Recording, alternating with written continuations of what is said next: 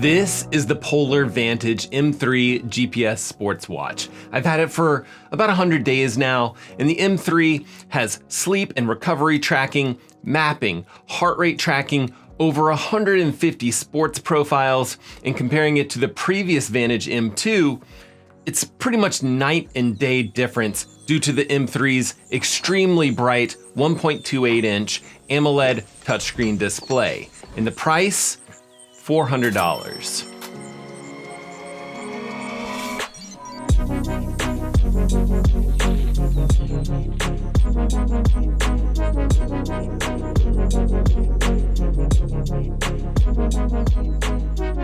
Now, yes, I've had this Vantage M3 for 100 days, but I've also been wearing other watches throughout that time.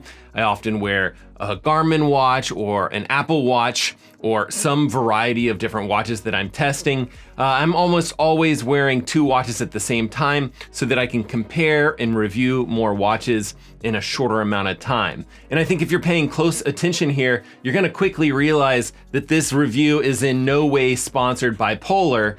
But Polar did provide me with this Vantage M3 a little more than 100 days ago just so that I could evaluate this watch. But this video does have a sponsor. Aura is a data protection company that keeps you safe online. And I'm excited to tell you a little bit more about them in just a little bit. But first, I want to quickly put this Vantage M3 next to the Vantage M2. Now, this M2 wasn't a horrible device. I just always struggled with how dim this display was. Well, we don't really have to worry about that anymore. This 1.28-inch AMOLED touchscreen display is extremely bright and extremely clear, even in direct sunlight conditions, with a very sharp 326 pixels per inch resolution, meaning that it's about twice the resolution of previous models. And things like maps are gonna look sharper when you're trying to navigate that trail that you're on. Now, most of these AMOLED watches that I've been testing on this channel tend to come in at about 1,000 nits of brightness, all of which look perfectly fine to me outdoors. The M3 has a maximum brightness of 1,500 nits, which is brighter than both the Vantage V3 and the Grit X2 Pro, which were 10,050 nits.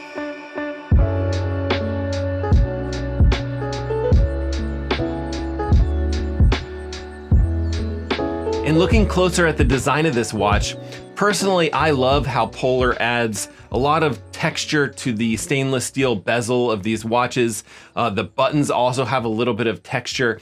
The whole thing just looks and feels super premium to me.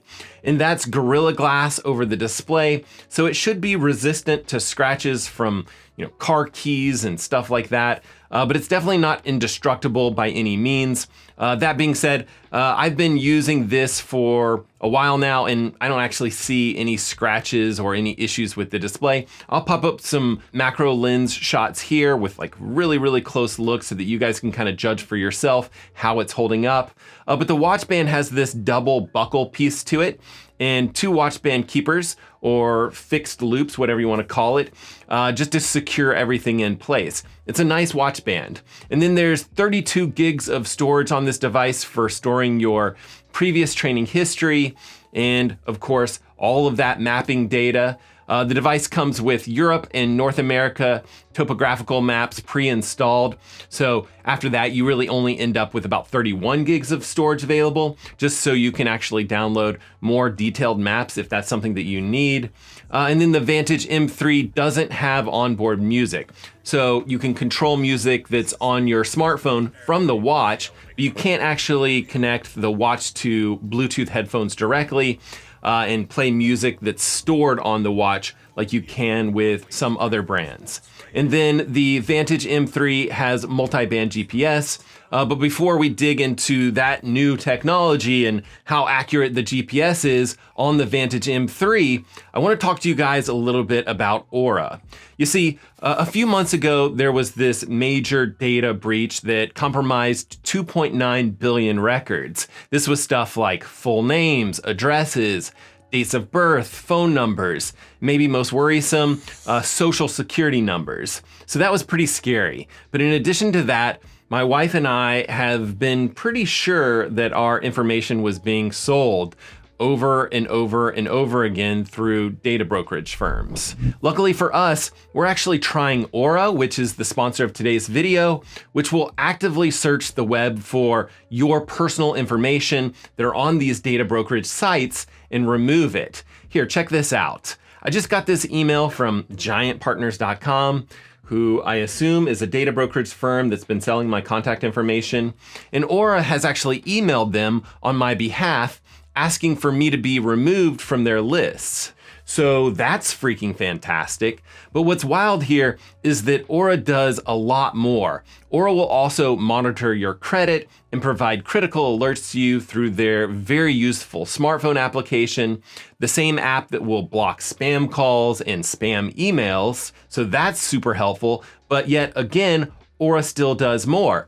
Running their software on your computer works as an antivirus software protection platform, which will remove malware, it'll remove ransomware and spyware, and there's also a built-in VPN so you can securely access the internet from anywhere with 100 plus virtual locations.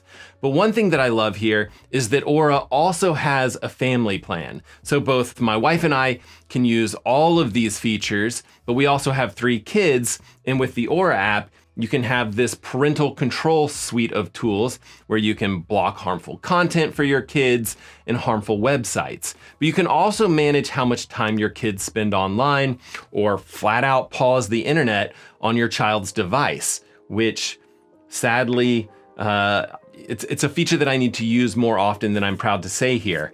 But there's a ton more.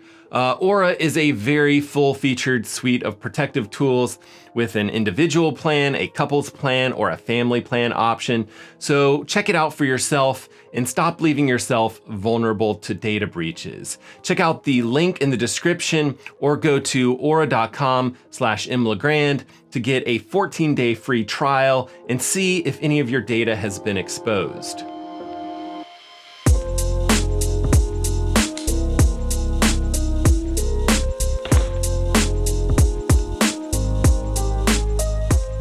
Now, if you've decided that this Vantage M3 from Polar is exactly what you need, it will cost you $400, and it comes in a couple of colors. It comes in a night black edition and a grayish, which is kind of a combination of gray and sand color.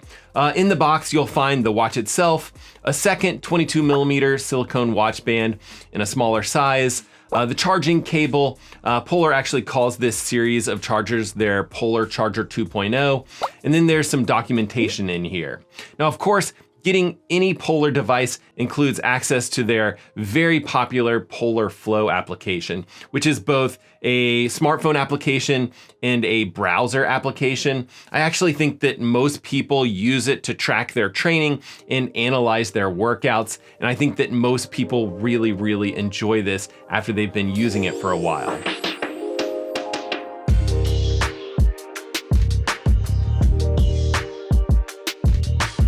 Now, the more that I've worn the Polar Vantage M3, the more that I've thought about it being one of Polar's best GPS watches ever, or at least best for the price. This M3 is similar to the Polar Vantage V3 and the Grit X2 Pro in that this watch has the newer multi-band GPS chips, meaning that this watch can use multiple satellites and multiple frequencies on those satellites to get your location more precisely. So the same GPS chip, just at a lower price point. The Vantage V3 cost $600 and the Grit X2 Pro cost $750. Now, I haven't tested those watches on this channel, but I did a running test with the GPS of the M3, and I assume that it's gonna be very similar with those other watches. In this particular test, I wore 4 watches. I had the Apple Watch Series 10. On this map, it's in purple, the Garmin Enduro 2 in red here, the Amazfit T-Rex 2 in blue, and the Vantage M3 here in green. And for the most part, the GPS tracking was pretty solid amongst all of these watches. This was basically an out and back on a trail next to a lake. And the trail it's only about 3 feet wide. So the track should pretty much go out and then double back on top of itself. Overall, I wouldn't be super disappointed with any of these GPS tracks, but I think if we're really zooming in here and being critical, you might pick up on the fact that this green track is probably the least accurate here. It just seems to wobble south a few times here and there. Not a huge deal by any means, but if we are going to be nitpicking here, I definitely wouldn't call it perfect. And I was using this in Polar's better accuracy mode. So within the satellite section of the general settings of this Polar watch, it just describes these as better accuracy mode and power save mode. So that could be dual band mode and single frequency mode.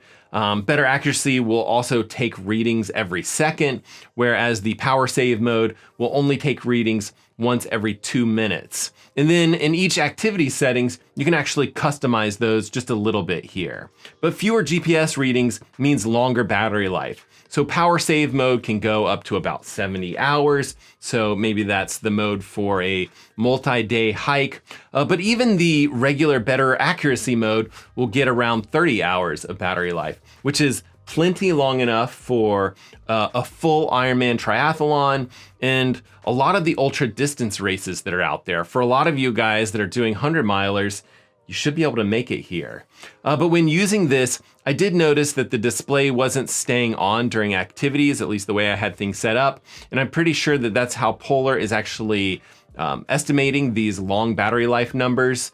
In an activity setting, you can change that display to always on, which is now the way that I have it set up, and it's the way that I prefer to have it. It's a 310 milliamp hour battery, and in my daily testing over the past few months, I'm only seeing about 4 or 5 days of battery life before needing to charge it up. And I was using it in its always on mode, but you can turn that to raise to wake mode, and you should be able to get close to double that amount of battery life. Overall, I wasn't super impressed with the M3's battery life, and I also felt like it was a little bit laggy coming out of its dim state. Even though I have the watch set to always on, it still has like a dimmer state when it thinks it's not in focus. And I felt like it was a little bit laggy going from that dimmer state to that raise to wake mode where everything's lit up.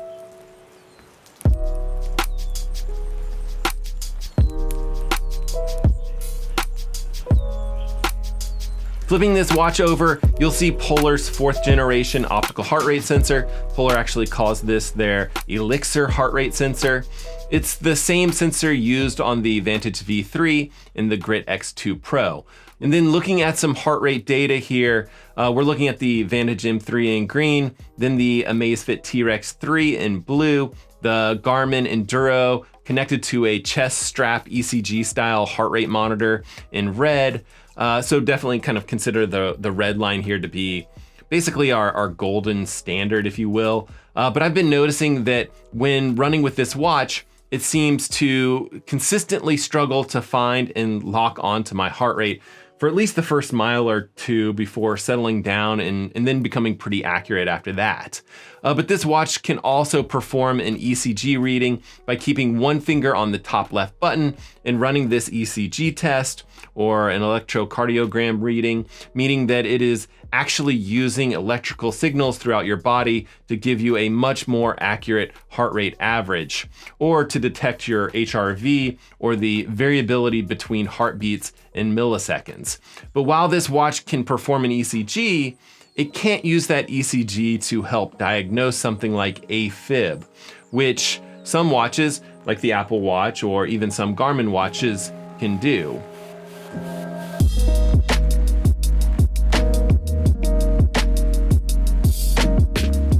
Now in the same test section, this watch can also check your blood oxygen saturation levels. So if you are heading to altitude training camps for some reason and you want to keep an eye on that blood oxygen saturation, you can do that here. Now, real quickly, I wanted to take a look at a few competitive options on the market that you might be considering, or a few options that you might want to consider if you're looking at this Polar Vantage M3.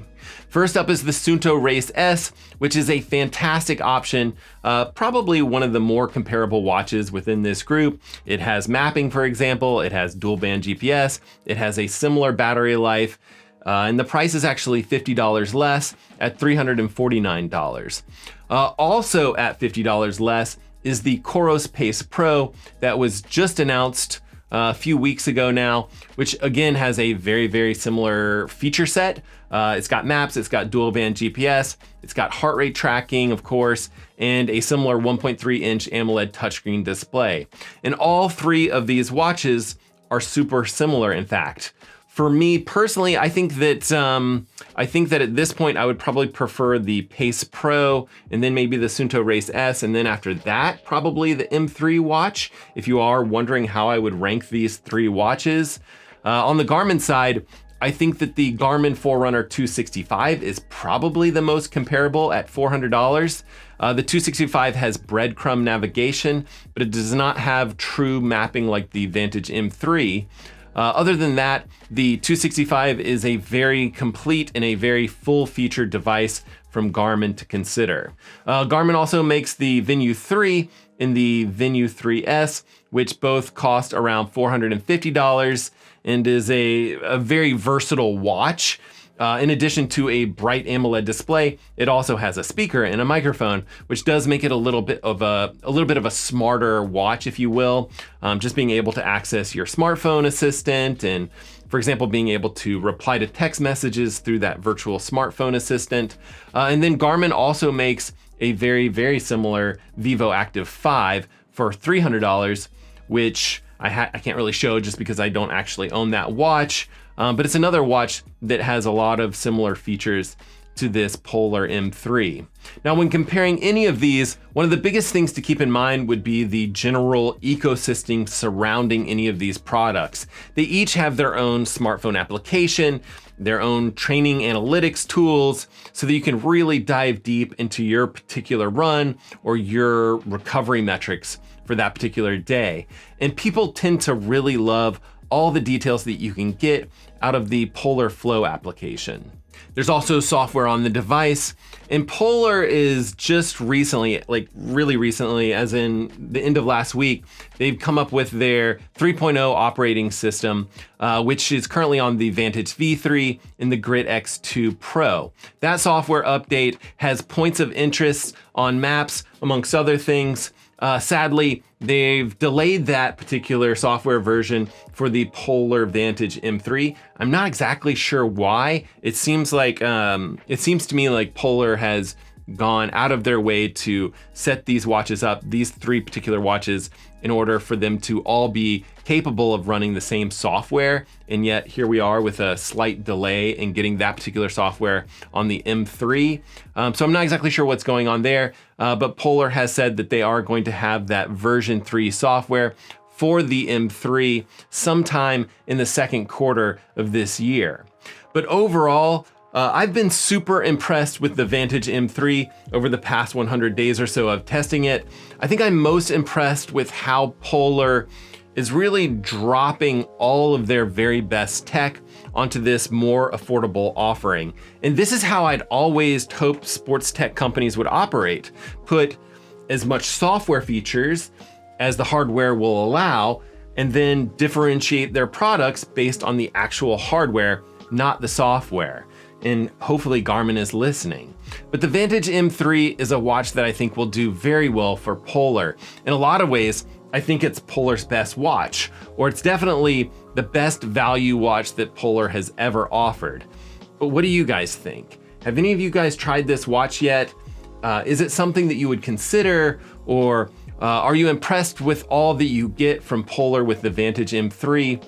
I think I was the most excited about this screen improvements on this watch. The old M2 was, one of the dimmest watches that I had ever tested on this channel. But let me know what you guys think in the comment section, and we can continue the conversation down there. Comment section is just directly below this video, right below the like button and the subscribe button. But either way, super nice, bright Polar Vantage M3 or no watch at all. I really do hope that you guys are getting out there, swimming, biking, running, rinsing, and repeating it all over again. And we will see you guys on the next one.